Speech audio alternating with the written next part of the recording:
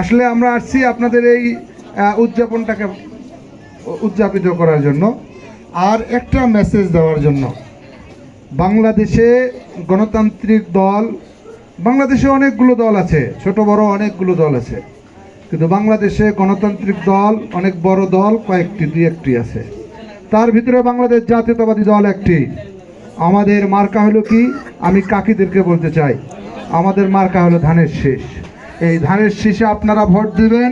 আপনার, আমার পরিবার, আপনার পরিবার, এই গোটা বাংলাদেশের মানুষ যাতে নিরাপদে থাকতে পারে, এই নিয়ে আমরা ভোট দেব ধানের শীষে। আপনি ধানের শীষ ছাড়া কাকে ভোট দেবেন? যে ধানের শীষ 1971 সালে আমার নেতা শহীদ প্রেসিডেন্ট জিয়াউর রহমান, যে সময় এ দেশে পাক হানাদার বাহিনীরা মানুষের ভূমি লুণ্ঠন করেছিল, ইজ্জত হরণ করেছিল, 1971 সালে যখন ডাক দিয়েছিল একটি বার্তার মাধ্যমে, এই সনাতন ধর্মী ভাইরা হিন্দু, খ্রিস্টান, বৌদ্ধ, মুসলিম মিলে রাজপথে ঝাঁপিয়েছিল, এ দেশকে রক্ষা করেছিল, এ দেশের মানুষকে রক্ষা করেছিল। আমি আজকে বলবো, আপনারা, আপনার সুদৃষ্টি, আপনাদের ভালোবাসা আমার এই ধানের শীষের খুবই দরকার। দে আর এসেন্সিয়াল, উই আর এক্সটেনশনস। আপনার একটি মতামত আমাদের জন্য অপরিহার্য দরকার। তাই আমি বলবো, আপনার ভোটটি আমাদের দান করে দিবেন। আমার এই নীলফামারী সদর আসনের একজন মনোনীত প্রার্থী, তিনি আলহাজ, মুসলমানদের ভাষায় তিনি হলো হাজি। সে আলহাজ AHM সাইফুল্লাহ রুবেল ভাইকে মনোনীত করা হয়েছে ধানের শীষ মার্কায়।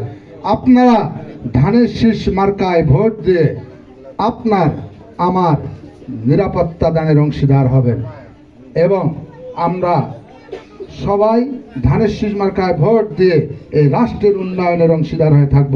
আমার কাকিরা, আপনারা ভোট দেবেন। অনেক দল আসবে, অনেক মানুষ কথা বলবে, আপনার আমার নিরাপত্তা। এই দেশে আওয়ামী লীগ ছিল, বিএনপি ছিল, আবার বিএনপিকে ভোট দেবেন, বিএনপিকে জয়যুক্ত করবেন। আপনার নিরাপত্তা দেওয়ার দায়িত্ব বিএনপির, আপনার অধিকার দেওয়ার দায়িত্ব বিএনপির। আমি মনে করি আপনারা সবাই ভোট দেবেন। এই আশাবাদ ব্যক্ত করে আমি আমার বক্তৃতা শেষ করছি। শহীদ প্রেসিডেন্ট জিয়াউর রহমান অমরক, দেশনেত্রী বেগম খালেদা জিয়া জিন্দাবাদ, তারুণ্যের অহংকার দেশ নায়ক জনাব তারেক রহমান জিন্দাবাদ, জিন্দাবাদ।